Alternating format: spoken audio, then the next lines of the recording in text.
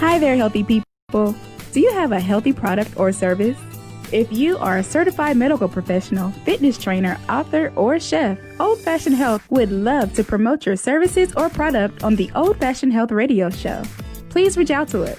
Call 404-793-3960 or email us at oldfashionedhealth@gmail.com. You can also contact us at oldfashionedhealth.com. Old Fashioned Health, good health inside and out.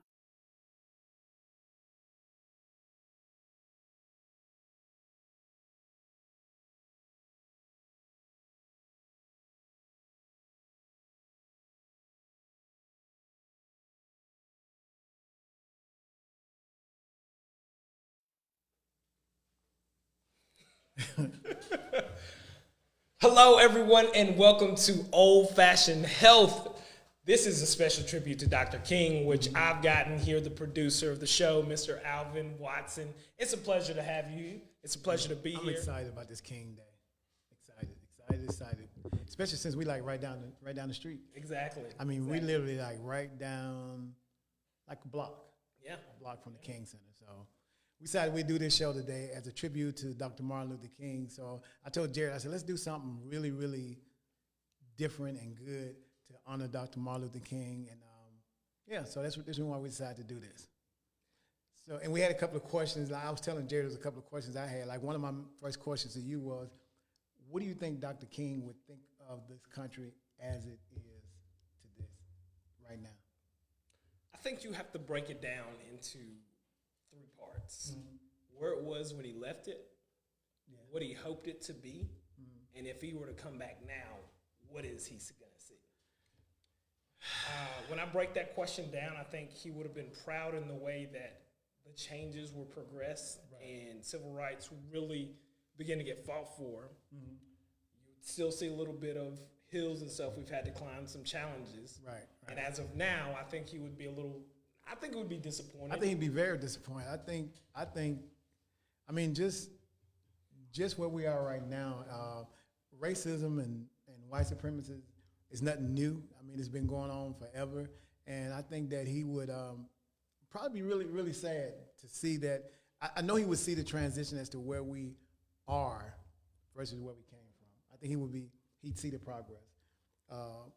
But I think he'd also be upset that a lot of people are still stuck, where they are right now. So, and that's why we're doing this tribute to honor Dr. King. Yes. In the essence of I Have a Dream speech, I kind of always go back to where, he envisioned those things of little black boys and little black girls playing with little brown boys and little white girls and little brown, just the aspect of what he still saw. We can't just negate that it wasn't something that didn't happen. Right. Although it didn't happen into the form, into the way that we like to see change, we have to be thankful for what somebody was able to do for us, leaving the legacy himself. And the fact that he sacrificed his family, like Coretta. Did I ever tell you about the time I got a chance to meet No. Miss King? So I met Miss Coretta King a long time ago, right before she passed, at a store that I used to own, a little copy center. And she came by and she said, "Young man, is this your business?" I mean, she was just to hear her voice was like he was talking to your own family, but she was soft-spoken, and she asked me about my business and how long had I been there.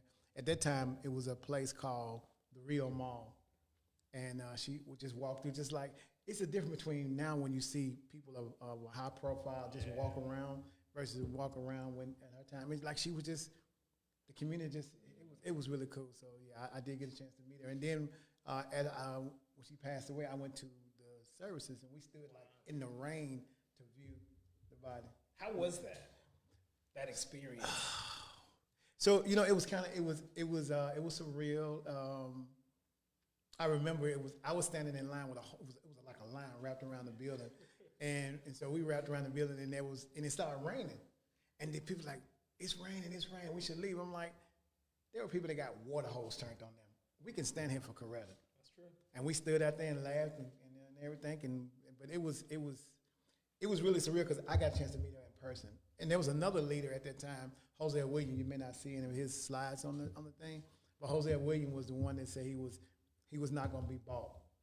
You know, so he believed in helping his people, and he talked about Dr. King, very passionate. How Dr. King really made a difference, not just along in Atlanta, but in the country as a whole. You know, so We knew in his practices and we knew in his teachings that he was all for nonviolence. right, We take a situation like Selma, right, and you compare it to the Black Lives Matter Plaza and the march that they do.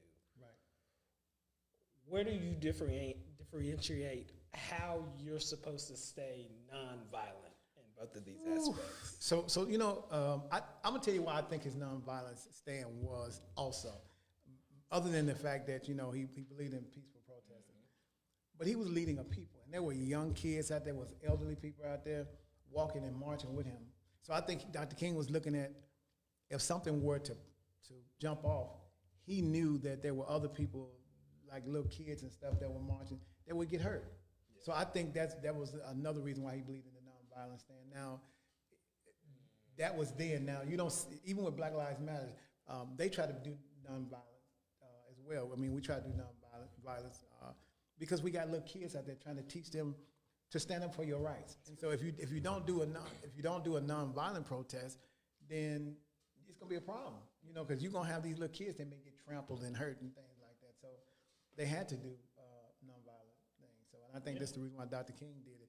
Now Michael Max, now he still believed in you fighting for what you fight for your rights. But I think that was his whole thing about the nonviolence because, again, as the people that was marching with him. That's true. Yeah, that's true.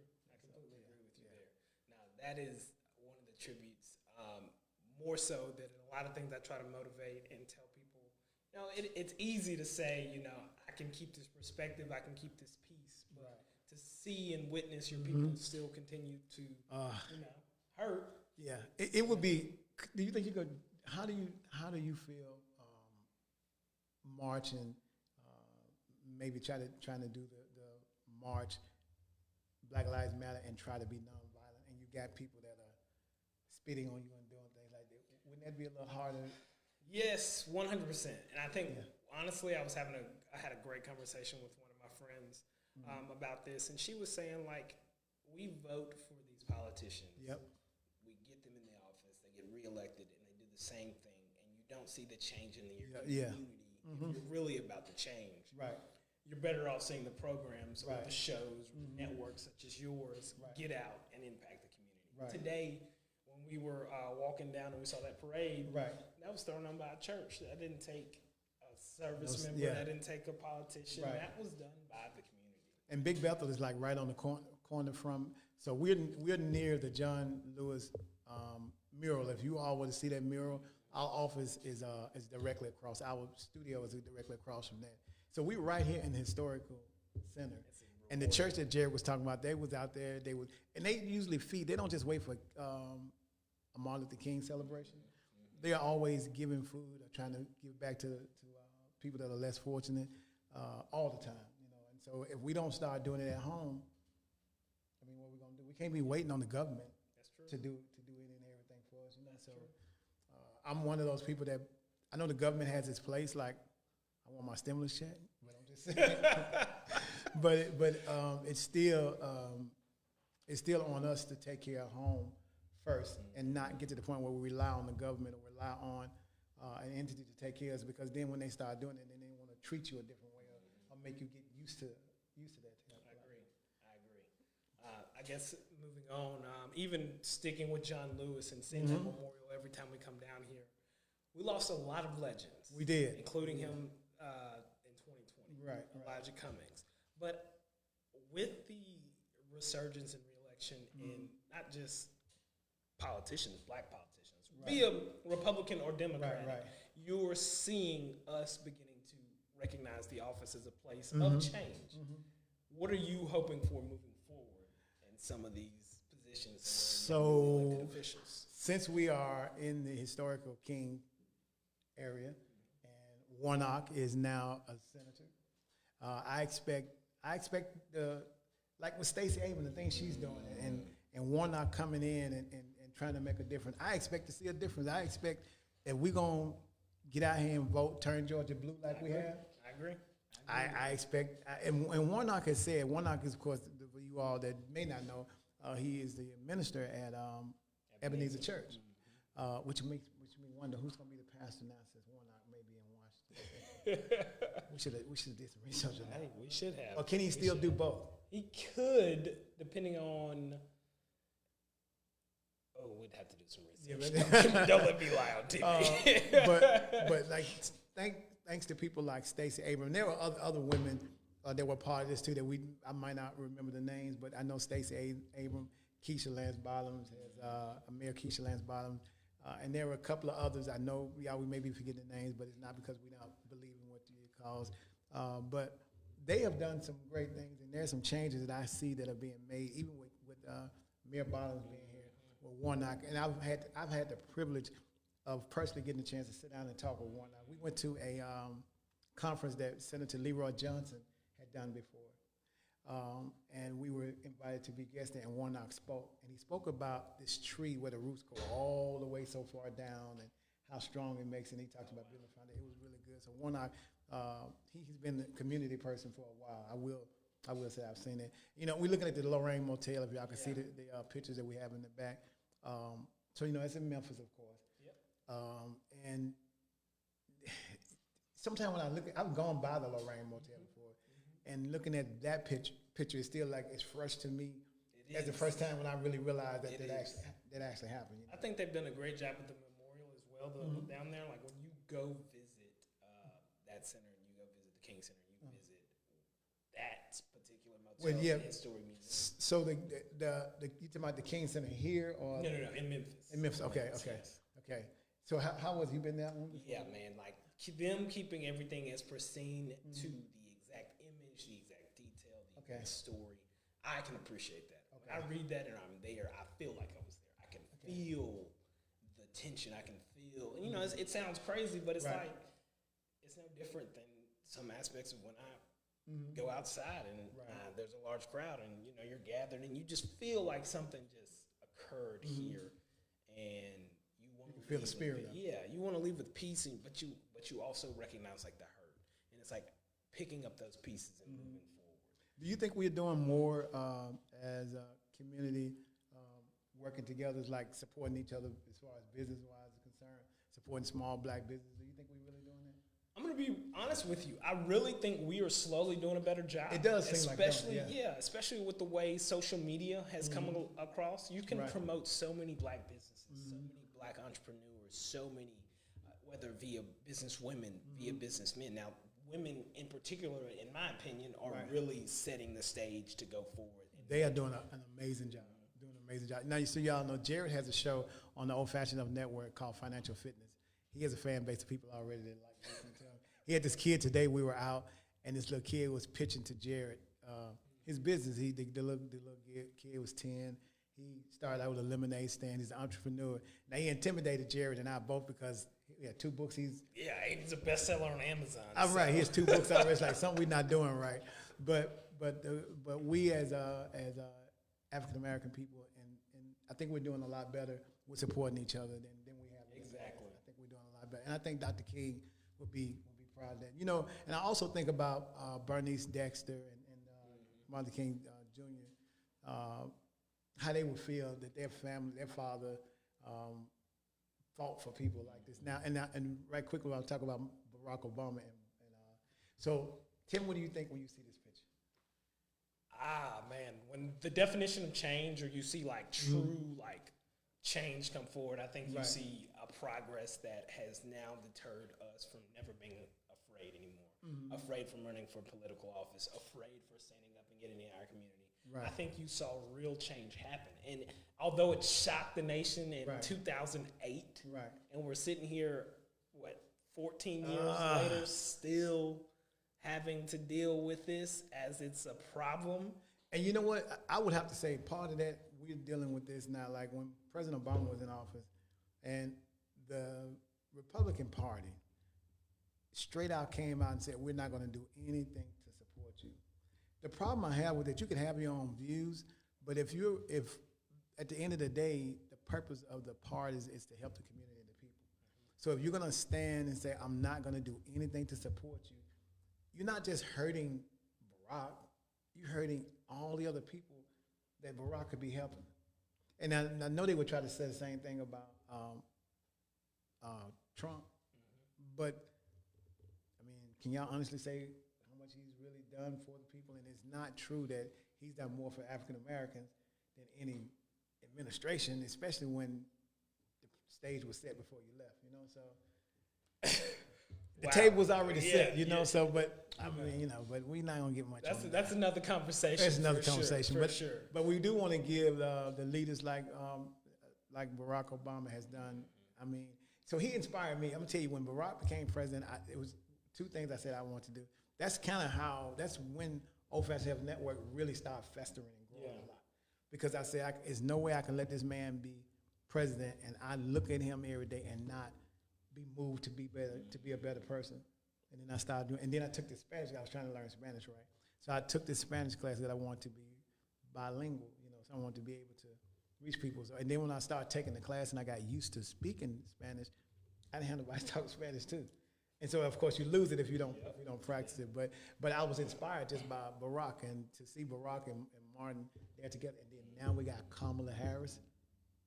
It's like progress. It is progress. And even though sometimes there's no progress, there is some progress you can physically see. It's just not enough. It's not what we still are striving and hope for. And, you know, when you say enough, I think it was you and I, we had this conversation a while back. When we say enough, define enough, because here's enough for me. Enough to me is getting the same opportunity as my fellow man in regards to what you look like.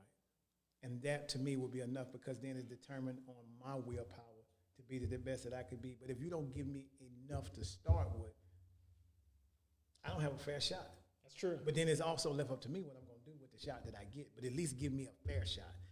Then that would be enough for me to get better. Yeah. Does that make sense? Yeah, it does. It definitely does. It has a lot of transition. I think that people have to realize like where we've had to go, or where we come from, what we are now. Right.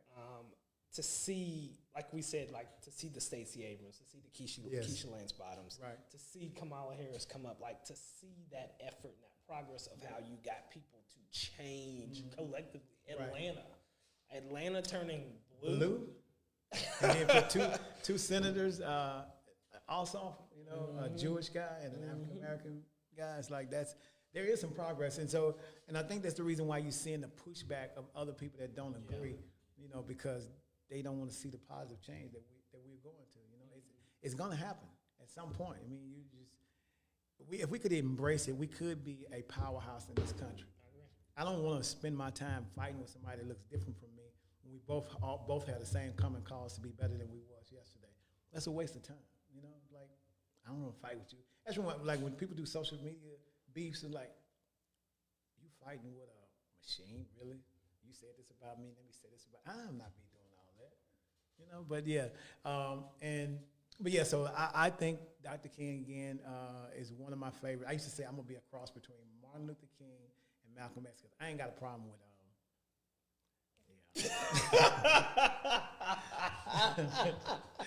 yeah, you know. I'm sorry. You were good. That would have been a good cross. The nonviolent part you would have had to work on, though. Yeah, I'm a work in progress. Yeah. That's awesome. I mean, I'm gonna defend my family and me. You know, and my of course, and my territory. You know, like what Malcolm stood for.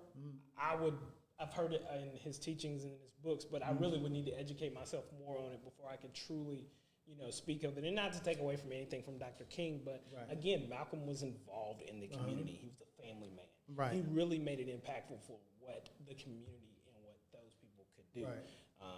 Before he broke away from the Muslim with Louis Farrakhan and things like that, before that whole spat, he was really impactful in the community. Yes, he His was. voice stood for something. He stood up. And I think when you see more leaders, when you see more of people of color get up in these communities, you see Dr. King had a lot to do with that. You know, he had the dream. If you can't run, walk. Right. If you can't walk, crawl. But whatever you do, keep moving. Keep moving. That's one of my favorite quotes by him. The other thing I think that inspires me about Dr. King is when you have a vision or a dream to do something, the vision, if God gives it to you, don't worry about it if nobody else can see it. Because Dr. King, I think he had gone to Chicago, and there were some people in Chicago that told him to leave. Some actually other churches and ministers told him to leave. We don't need your help up here. But he came because the people needed help, and he knew he was leading a people. And he went, and there were some people that looked like him that they weren't happy with him. Yeah. So it's going to be situations like that when you're doing things that people may not be. You got to stick to your vision and the dream that you're trying to go to, because there'll be some people that may not actually, they may not believe. Stick to your vision you have. Don't worry about what nobody else thinks or what nobody else says, So that's your vision and your dream. I completely agree with you. Completely agree with you. It's just been an honor to be able to see the difference. Like, I mean, to see even entrepreneurs, Black entrepreneurs in a city like this, like I just look at how he has had something to do with that. Right. And not being afraid to chase your dreams or put them, ahead of certain things or certain aspects. Right. I really think that's been great. So we just wanted to come on just for a minute as part of the Old Fashioned Health Network to show our love. We are right here in the historical King Center District. I mean, it would be hard for us not to do something. It would be hard. We got it would be very hard. John Lewis staring us right in the face. Every time he comes in. Yeah, we got Big Bethel right next to us. We got the King Center right down there. How could you be in this area and not do something as a tribute to the King, to Martin Luther King and his family? I appreciate Bernice Dexter and Malcolm, Martin Jr. They practically gave their father to the world to make a difference, So. And before we wrap up, just doing our research and educating, his father really was that driving force. I think that's to what we see now. His father was already a pillar in the community. Right. And I think it starts with seeing people influence in a certain way of change.